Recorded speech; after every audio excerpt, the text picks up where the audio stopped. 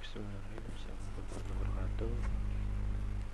Kami di sini akan mempresentasikan yakni tugas dari teknik tenaga listrik yang dimana dosen pengampunya yakni Bapak Sidik Susilo. Kami di sini akan menjelaskan yakni pembangkit listrik tenaga uap.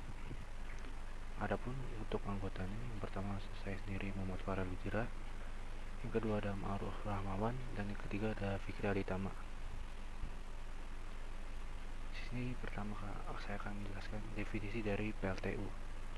Pembangkit listrik tenaga uap merupakan pembangkit yang mengandalkan energi kinetik dari uap untuk menghasilkan energi listrik.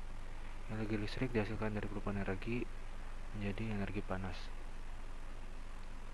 Lalu bagaimana sih prinsip kerja dari PLTU itu sendiri?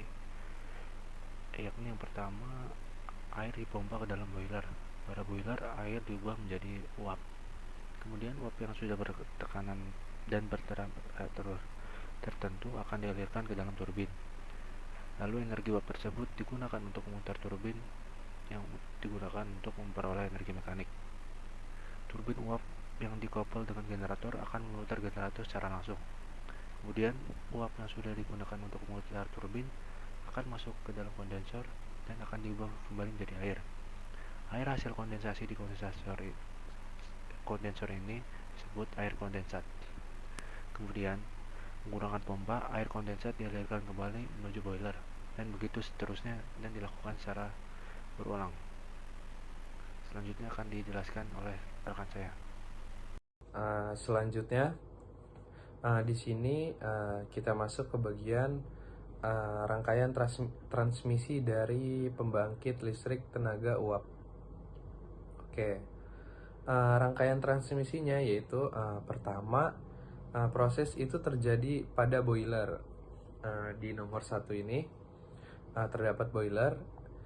Dalam boiler sendiri itu terjadi proses mengubah air menjadi uap panas. Di sini energi kimia dari bahan bakar yaitu berupa batu bara diubah menjadi energi panas dari uap dari air tersebut. Oke. Selanjutnya dari boiler kita masuk kepada turbin yang nomor 2 ini. Di dalam turbin itu terjadi proses mengkonversi energi panas yang tadi dihasilkan pada uap air menjadi energi mekanik. Poros turbin dikoppel dengan poros generator, maka ketika turbin berputar, generator juga ikut berputar. Selanjutnya masuk kepada kondensor. Di dalam kondensor ini fungsinya mengkondensasikan uap-uap bekas dari turbin atau uap yang telah digunakan untuk memutar turbin masuk ke kondenser, lalu kembali lagi kepada boiler. Selanjutnya dari kondenser itu masuk ke generator. Turbin dan generator ini saling berhubungan.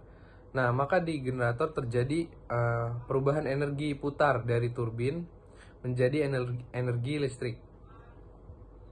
Oke, selanjutnya ini terdapat hasil dari proses keempat tadi, yaitu electricity, yaitu hasil dari rangkaian proses pada pembangkit listrik tenaga uap berupa listrik yang dialirkan untuk para pelanggan.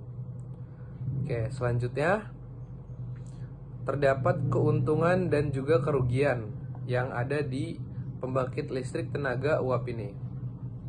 Keuntungannya terdapat 3 profit atau 3 keuntungan. Yang pertama, bahan bakar yang mudah didapat. Yang kedua, biaya operasional yang relatif murah.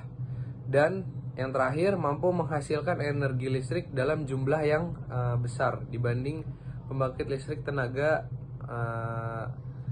yang lainnya gitu.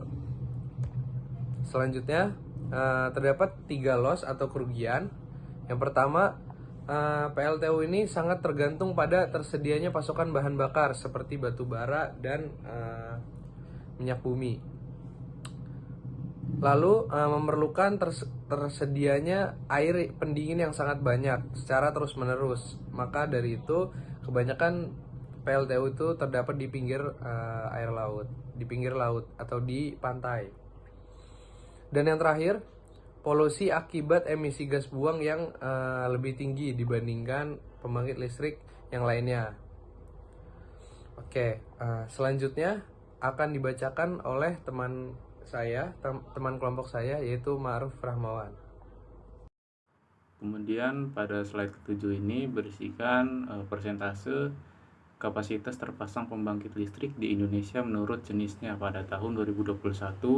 Kemudian kita dapat melihat pada diagram lingkaran sebelah kanan, yang mana yang paling terkecil ya ini ada PLTD sekitar 2%, kemudian ada PLTA sebanyak 6%, kemudian ada PLTGU sebanyak 13%, lalu yang paling besar ya ini ada PLTU 66%, kemudian dan lainnya itu sekitar 11%. Dan berdasarkan laporan Badan Pusat Statistik menunjukkan pembangkit listrik tenaga uap mendominasi dengan persentase sebesar 66% atau 33.092 MW pada tahun 2021. Pada slide berikutnya yaitu konsumer miniatur. Pada kali ini refrigerator atau kulkas menggunakan energi listrik dengan menyalakan pompa listrik berupa kompresor gas. Kulkas di rumah tangga pada umumnya bisa menggunakan listrik antara 100 hingga 250 watt. Selama sehari, kulkas bisa menggunakan energi listrik antara 1 dan 2 kWh. Energi listrik ini berasal dari pembangkit listrik, salah satunya yaitu PLTU. Mungkin cukup sekian dari kelompok kami, kurang lebihnya mohon maaf apabila ada salah.